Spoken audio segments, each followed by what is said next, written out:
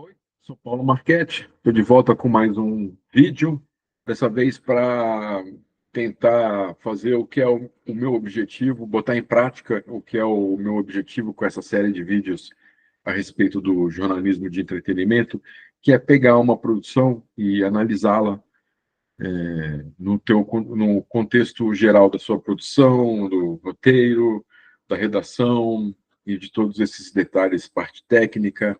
E, e eu vou começar, inclusive, com um projeto ao qual eu participei, para a Discovery, que aconteceu em 2013.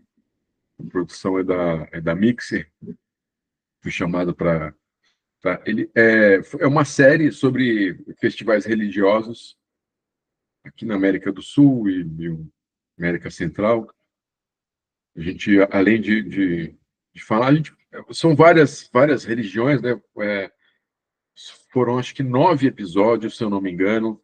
é, Catolicismo, Umbanda, Candomblé, Santeria, eu não vou lembrar de Voodoo, eu não vou lembrar de todas, de tudo, é, mas enfim, foi um projeto bem bacana, uma série documental sobre cada festival desse, contextualizando, obviamente, as religiões e tudo. E o bacana desse projeto é que ele envolve também jornalismo gonzo. Eu vou dar uma geral aqui antes de dar play no episódio que eu vou mostrar, que foi feito em Cuba. É, então, a Discovery entrou em contato com a Mixer. A Mixer contratou, já tinha lá uma pesquisadora, pesquisou sobre festivais religiosos pela região da América do Sul, de preferência que fossem com as datas próximas, para facilitar a logística, a captação, para não ter assim, por exemplo, tem um festival em fevereiro, aí tem mais dois em maio, aí tem outro em novembro, aí dificultaria a produção, não impossibilitaria, mas ficaria mais difícil de realizar. E, por sorte, os festivais, eles se concentravam todos mais para o final do ano, entre acho que setembro até novembro, mais ou menos dezembro. Então deu tudo certo nessa parte. Então, primeiro a pesquisa viu quais os festivais existiam, qual a época de cada um deles, aí depois foi mais a fundo em detalhes sobre eles, a história, o local, o que acontecia, enfim, essa coisa de pagar promessa, quem eram as pessoas envolvidas, o que acontecia, quanto tempo durava, enfim, todos esses detalhes foram colocados na pesquisa, porque foi uma pesquisa feita à distância. Nenhum desses festivais aconteceu nem na cidade de São Paulo, nem no estado de São Paulo, então foi tudo viagens longas, e, e eram situações que não tinham como fazer um take 2, regravar, então tinha que ter tudo muito bem planejado, tudo muito bem estruturado. A pesquisa foi feita, apesar da distância, foi feita nos mínimos detalhes, a princípio pela internet. Eu já fiz um vídeo a respeito de pesquisa, né? Depois, nesse caso, telefone, contato direto, e-mail. E aí, com essa pesquisa feita, e tudo acertado, ok, vamos fazer o projeto, a gente pensou, fui o primeiro contratado para ajudar a montar a equipe. E na hora da montagem da equipe, assim, foi pensado em 2 câmeras. A gente precisaria de um operador de áudio com um equipamento próprio, um equipamento completo. Esses 2 operadores de áudio, de áudio não, esses 2 cinegrafistas, a gente pensou em 2 diretores de fotografia, porque as captações iam ser intensas, mais ou menos 5 dias em cada etapa, com gravações nesses 5 dias mesmo, às vezes por horas, começava de manhã e até o fim do dia. Então, esses dois cinegrafistas, eles intercalavam as funções como câmera principal e câmera de apoio, além de uma terceira câmera que eu fazia, uma handcam, que era um apoio para os dois, e eu a operava, obviamente, sob direção deles, enfim, eles que faziam, me coordenavam, pega ali, pega aqui. Então, essas duas câmeras, a câmera principal, por exemplo, do dia, ela fazia as cabeças do Arthur, ela que ficava com o Arthur, que é o apresentador do projeto. Então, ela que interagia, o Arthur ficava mais nos planos abertos, e a segunda câmera ficava com o convidado, com as outras pessoas que estavam na situação, nos detalhes, e eu com a handcam. E toda vez que tinha essas situações, principalmente nos rituais, que não tinham como voltar, e a gente tinha que ter muita atenção com isso, a gente, a comunicação era visual, a gente se olhando, se gesticulando, principalmente para mim, que estava ali uma terceira câmera de apoio. Então, todos esses detalhes foram pensados tecnicamente. O operador de áudio, ele tinha, a gente viajava todas as etapas, ele tinha o gravador, ele tinha mesa de áudio e microfone boom, microfone lapela, microfone sem fio de mão e microfone com fio de mão, equipamento completo. E aí cada situação que a gente ia, ele levava o que era pré-determinado, enfim, pela viagem. Aí o que acontecia? A gente viajava, eu e a diretora de produção, Samantha, a gente viajava antes da equipe, em cada etapa. Essas viagens era uma visita técnica que a gente fazia antes, com a pesquisa na mão, com um espelho, né, do que ia acontecer, tudo, os personagens, os locais. A gente chegava nas cidades antes para fazer toda essa, essa pesquisa. Ia lá, ia ver cada local de gravação, já ia conversar com as pessoas, uma pré-entrevista com cada uma das pessoas que iam participar, enfim, e a gente já olhava, inclusive, bom, aqui a gente vai gravar, a gente vai vir às 11, 11h30 da manhã, e vamos gravar até meio-dia e meio, 1 hora, então terminou a gravação, vamos almoçar, qual restaurante tem próximo desse lugar, ou no caminho para a próxima gravação. Então tudo era muito bem planejado, tudo muito bem pensado, a logística, o tempo, né, de cada deslocamento, tudo isso era pensado, tudo isso era anotado e observado. Então essa viagem técnica, essa que a gente ia antes, durava aí de 2 a 3 dias para a gente poder ver tudo direitinho, até estacionamento. A gente vai gravar no mercado, tá? Onde que vai parar a van com todo o equipamento e com todo mundo. A gente tinha que ter essa preocupação também. Importante falar que antes das viagens, tudo, eu também sentei com um trilheiro. A parte da embalagem, o videografismo, abertura, encerramento, as vinhetas de entrada e saída de bloco, enfim, toda a parte gráfica do projeto, isso ficou mais sob responsabilidade do Discovery mesmo, diretamente com a produtora. Na trilha, eu peguei e fiz uma pesquisa enorme, porque iam ter momentos, eu sabia que ia ter momentos tensos, ia ter momentos felizes, ia ter momentos engraçados.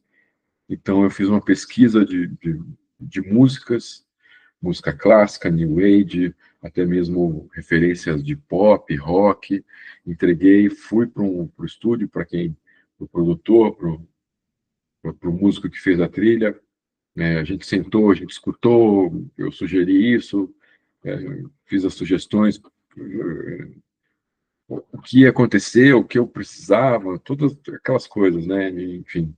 Então, as viagens, enquanto as viagens estavam acontecendo, a trilha também foi sendo feita. A equipe de viagem era sempre dois câmeras, operador de áudio, eu, de diretor, a diretora de produção, mais uma assistente, o Arthur Veríssimo. 7 pessoas. No local, motorista, uma produção local, produtor, produtora local, e, no caso de ser fora do Brasil, um tradutor.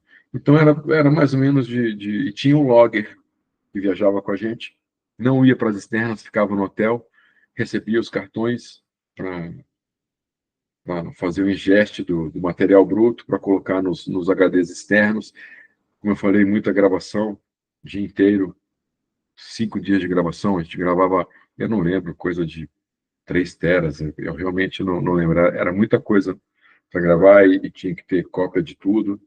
Então, era uma organização. O logger ele ficava, inclusive, num quarto só para ele, porque em uma mesa, em uma cama que ele dormia, a outra e a mesa, e o quarto inteiro era cheio de HD, de cabo, de computadores, né, notebooks e laptops, enfim. Então, eram de 7 a 11 pessoas em cada etapa de viagem. Bom, eu vou colocar aqui, então, o projeto, lembrando que eu sou novo nessa tecnologia.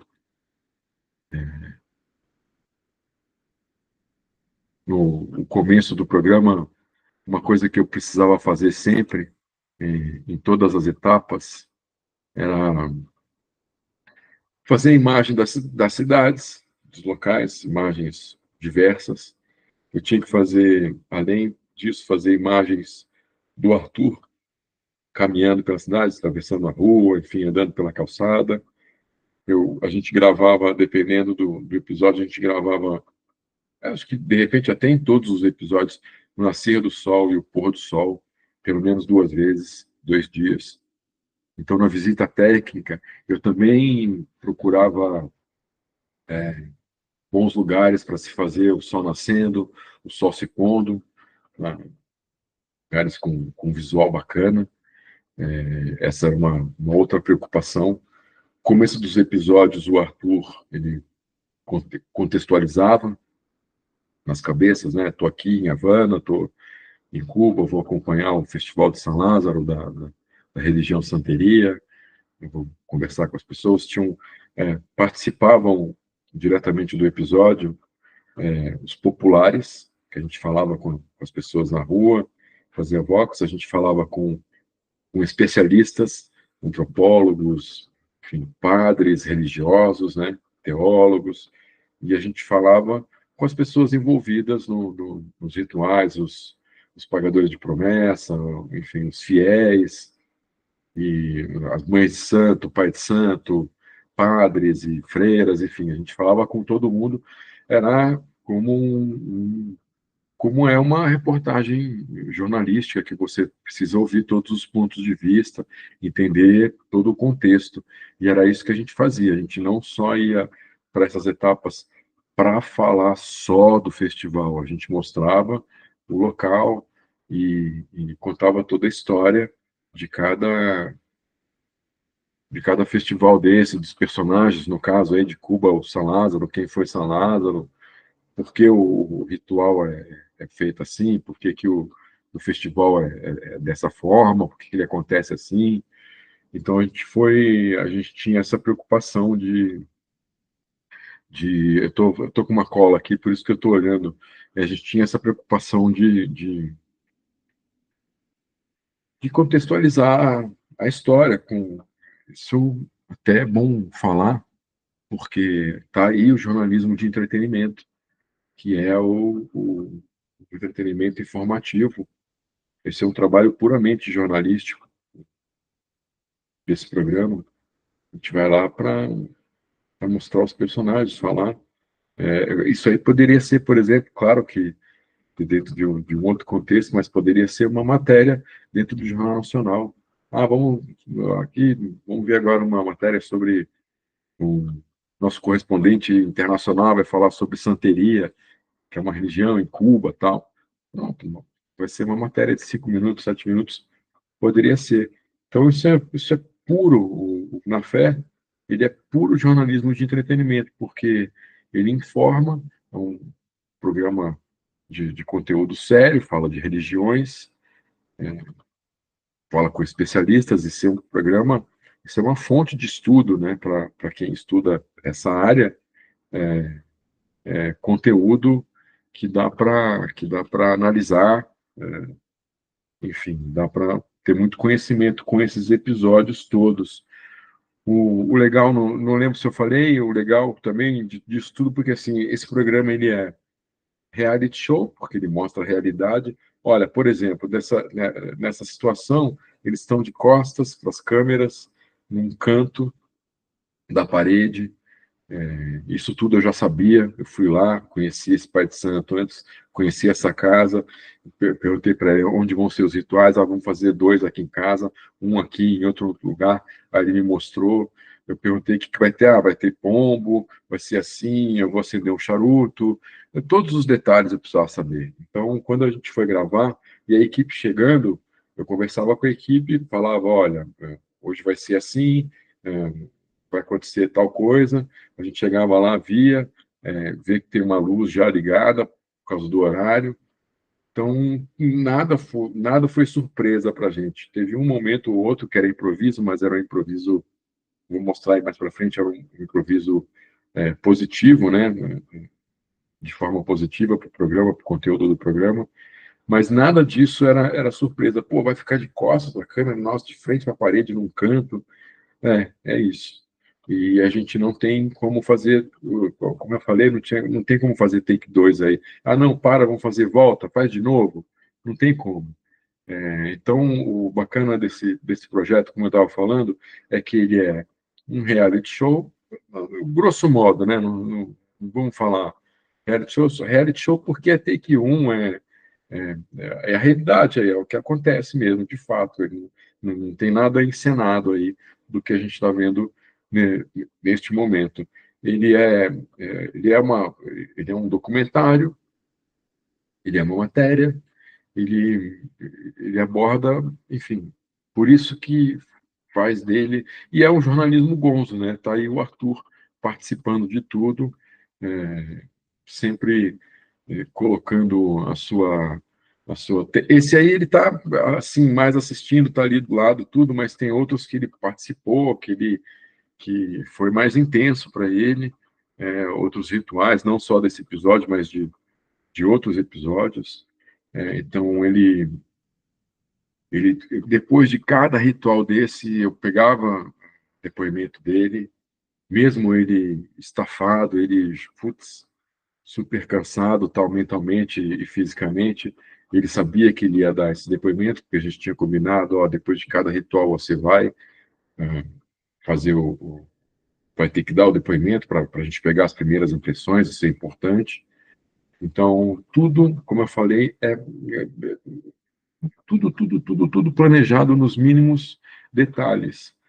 E na questão do texto, a gente foi para cada etapa com esse roteiro, né, que foi feito com esse espelho, que foi feito na, da pesquisa e aprimorado com a visita técnica. Então, o que a gente tem aí não é um roteiro propriamente dito, é um roteiro de captação, o que se fala, né? Que é assim, vamos para a casa do Pai de Santo, lá vamos fazer um ritual com ele, que vai ter, enfim, pombo, não sei o quê, ele vai fumar um charuto, e vai beber não sei o quê, aí depois vocês vão conversar, enfim, tem todos os detalhes de cada etapa, aí de lá vocês vão para um outro lugar, conversar com não sei o quê, fazer compra, aí esses deslocamentos eu sempre gosto quando posso, eu gravo, a câmera fica na mão do cinegrafista dentro do carro, e ele grava ruas, a estrada, enfim, porque essas partes também ajudam para um momento de locução que precise. Então, tudo que a gente está vendo aí, ó, eles escrevendo, conversando, a gente sabia que ia acontecer. sabia que ia precisar de iluminação, né, nesse momento. Então, nada, porque assim, quando está tudo muito bem planejado, quando acontece imprevisto, é mais fácil da gente lidar com, perdão, da gente lidar com o imprevisto. Eu estava falando de texto, quero voltar ao texto. Então, assim, tem todo esse espelho de acontecimento, aí dentro desse espelho, já tem uma pauta pronta, da pré-conversa, que foi feita na, na visita técnica, então já tem ali 4, 5 perguntinhas que o Arthur vai fazer para cada personagem desse. Claro que antes de cada gravação, na hora de dar o oi, chegar lá e tal, conversa e aprimora mais até a pauta. Nesse caso aí, a gente está vendo a gente foi comprar os ingredientes para o ritual que vai ter mais para frente. O Pai de Santo passou, enfim, ervas, plantas que a gente precisaria para comprar. Por exemplo, aí fui com, né, as duas câmeras sempre, uma está dentro, a outra tá fora, uma sempre acompanhando o Arthur, a outra já, nesse caso, contextualizando tudo. Na questão de produção, a gente separou verba para comprar tudo isso, porque não é o Pai de Santo que compra, né? É o dinheiro é a verba de produção que paga todas essas coisas. Então, assim, a gente sabe quais os ingredientes. Ah, tá bom, então quanto que vai gastar nessa situação? Ah, então vamos gastar aí, sei lá, US$ 10, estou chutando. Beleza, então separamos aqui US$ 10, 15, vai, porque vai que aparece outra coisa no meio. Ah, tem estacionamento também, que é US$ 2, tá bom, então tudo isso a gente precisava saber exatamente para poder até saber o quanto de verba teria que levar para cada viagem, né? Ainda mais em viagens longas, assim, em lugares, a gente foi para lugares que não tinha banco, sabe? Que às vezes não tinha nem, mal pegava a internet, sabe? Então, tinha que realmente estar preparado. Não, então, vamos com dinheiro com espécie, que dinheiro que lá, é tal dinheiro. Então, a gente já chegando no aeroporto, a gente já compra esse dinheiro, já faz a troca do dólar para a moeda local e tal. Então, todos os detalhes são importantes nesse momento. Ó, como eu falo do jornalismo gonzo, o Arthur aí tá experimentando alguma fruta que eles vão usar, enfim, e é isso. É sentir na pele e virar para a câmera e falar, esse gosto é ruim, esse gosto é amargo. Eu vou pulando aí para a gente. Essa parte aqui foi muito bacana. Uma parte, como eu falei, ó, a gente conversou com uma antropóloga bastante conhecida, que estuda santeria, tem livros e tal, bastante conhecida. A gente foi para uma floresta linda, parecia a Floresta Encantada da Branca de Neve, assim, eu fiquei, não, a equipe inteira maravilhada com árvores, assim, uma coisa encantadora mesmo. A gente chegou lá, esse é o momento que eu falei do improviso, que foi a favor do programa. A gente chegou lá para entrevistar essa antropóloga, também, já tudo planejado, vamos naquele parque, enfim, tudo. A gente só não sabia que ia ser nesse local, mas a gente sabia que ia ser no parque. E a gente chegando lá, a gente descobriu que tinha um rio lá, que esse rio era usado enfim, as pessoas iam lá para fazer rituais. E a gente chegou lá, realmente tinham famílias ali, pessoas, não só ali fazendo um piquenique, comendo coisa e tal, fruta, não sei o quê, mas fazendo um ritual. Então eu pedi para a produção, falei, vamos ver se a gente consegue conversar com uma dessas famílias, vamos saber por que eles estão ali fazendo rituais e tal. E foi o que aconteceu. Então, de improviso, a gente foi.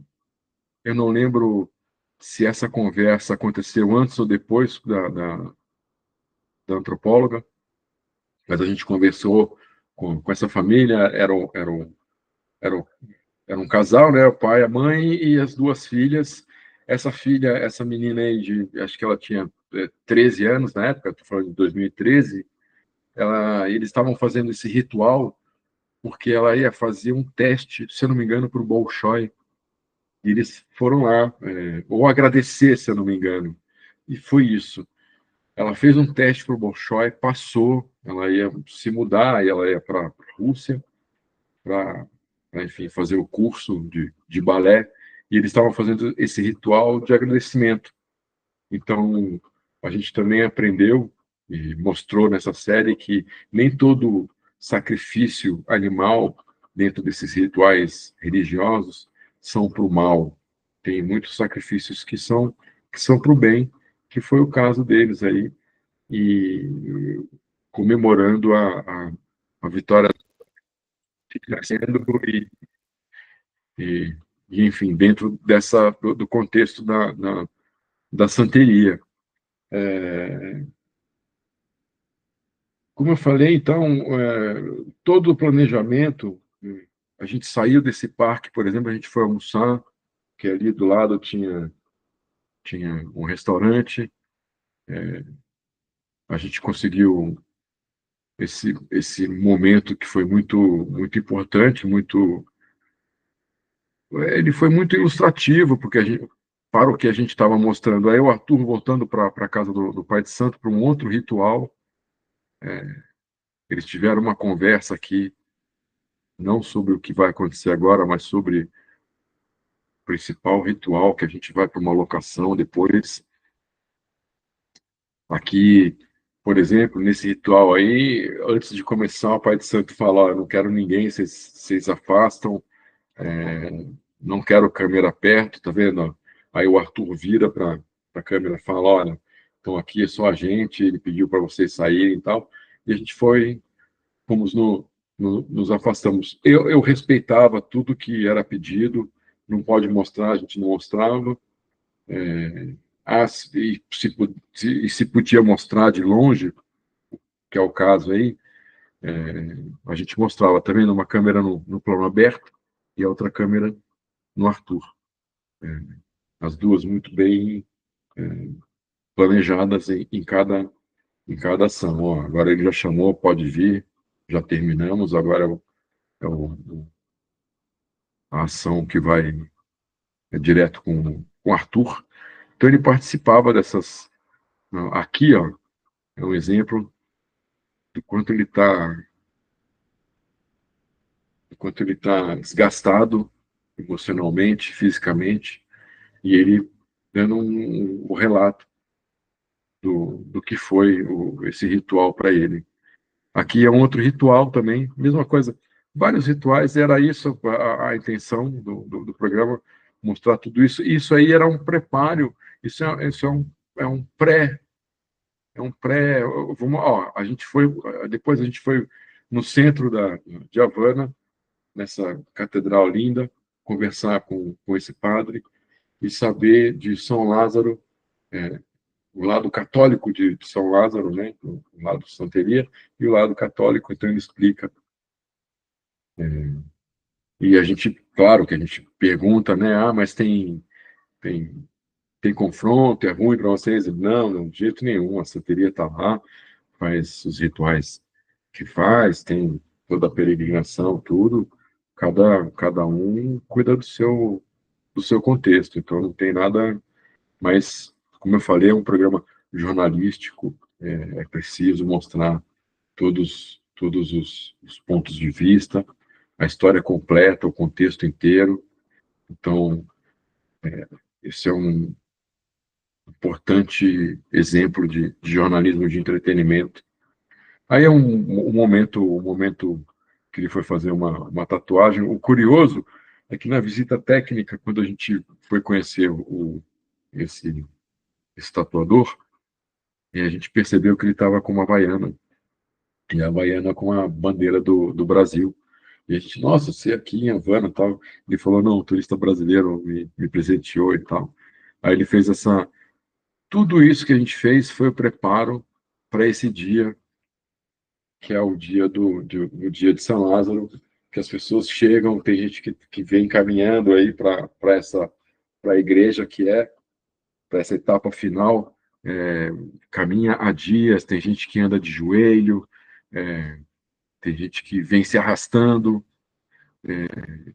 Aí o Arthur, contextualizando o que acontece no dia, e como eu falei, tem coisas que o texto já vinha pronto, a gente só mudava, tinha coisas que aconteciam, tinham textos que a gente elaborava na hora, não fala isso, fala aquilo, a gente estruturava ali no momento da gravação e assim fazia.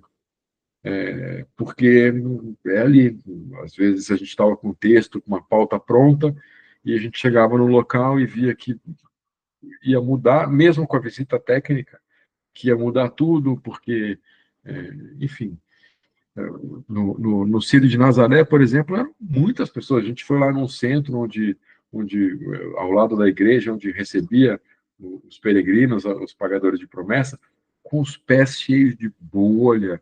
Então, eles tomavam ali um banho, tinha voluntários lavando o pé, fazendo curativo e tal. E quando a gente chegou lá, a gente sabia que ia ter isso, mas a gente não sabia o número de pessoas. Então, foi realmente.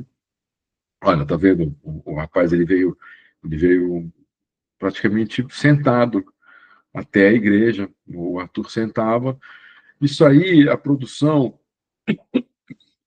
o que acontecia era, às vezes a produção conseguia correr atrás, a gente via, falava, vamos tentar falar com essa pessoa.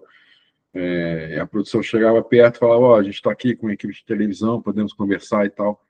As pessoas autorizavam e a gente fazia entrevista. Todas as pessoas que aparecem aí assinaram a autorização de uso de imagem, porque sem ela a gente não poderia botar ninguém, até porque o departamento jurídico, tanto da produtora quanto da emissora, eles precisam se precaver. Então, qualquer situação, isso precisa ser feito. Então, a gente foi para esse lugar. Tá vendo? A gente achava esses personagens, a gente sabia que ia acontecer isso, que a gente ia ver Pagadores de Promessa dessa forma, porque já tinham nos alertado. Na visita técnica, a gente foi conhecer essa estradinha. Eu tinha que saber por onde que eles vão chegar. Então o cara falou, não, vai vir um pouco pela direita, um pouco pela esquerda, até eles entrarem aqui na igreja, tal. É, E aí falava, não, tem gente que vem de joelho, tem gente que vem se arrastando, tem gente que amarra a corrente no pé, esse é o mais clássico, tradicional, esse exemplo que a gente que acabou de passar aí, o rapaz com a corrente na mão, olha, uma moça aí de joelhos, e a gente mostrava tudo isso aí. A gente passou o dia inteiro aí, deve ter chegado, sei lá, 10 da manhã e saímos 8 da noite, porque vai até de noite. Então, também tem o planejamento de produção. Vamos parar, ó, esse aí foi dando cambalhota. Essa roupa que ele está usando é uma roupa também para esse dia especial, uma roupa que ou as pessoas fazem ou elas compram essa roupa. Tanto que o Arthur tá com uma roupa dessa, né? Agora que eu lembrei, que eu notei, inclusive. A gente foi para a loja para comprar, para entender a roupa, conversamos com o vendedor. Então, tudo é muito detalhado, tudo muito explicado. Mais uma vez, até mesmo para os acadêmicos, mais uma vez repetindo, isso é puro jornalismo, só que da forma como o formato dele, sendo uma série documental e mostrando essas coisas, passa a ser um entretenimento porque você se entretém com essas imagens e com essa pegada documental do programa. Então, assim, você se informa, você se entretém informando e o programa informa, entretém, tá vendo? Assim, e a gente foi indo o programa inteiro, Rincon, é a cidade, lembrei o nome da cidade, a gente teve que ter autorização de tudo, em Cuba, óbvio, foi tudo muito, muito. para pegar autorização, visto, passaporte, entrar no país, o hotel, tudo isso aí, todos esses detalhes foram importantes para cada etapa, principalmente fora do país. E o programa foi isso. Eu quis mostrar esse primeiro exemplo para exatamente, enfim, fixar essa coisa que eu acabei de falar do jornalismo de entretenimento, que não pode haver nenhum tipo de preconceito, principalmente dos profissionais do jornalismo. Precisa entender que isso é uma realidade não de hoje, mas já de décadas, né? Então, assim, é difícil para mim falar isso, mas as universidades estão um pouco atrasadas quanto ao... Hoje o jornalismo ele não tem essa obrigação, a obrigatoriedade do diploma, o que é uma coisa muito estranha. Talvez precise dar um outro propósito, e esse é um novo propósito do jornalismo, é o jornalismo de entretenimento, é agregar, como eu já falei em outros vídeos, é agregar novas ferramentas, novos modos de trabalho ao jornalista, não é tirar aquilo que ele já faz.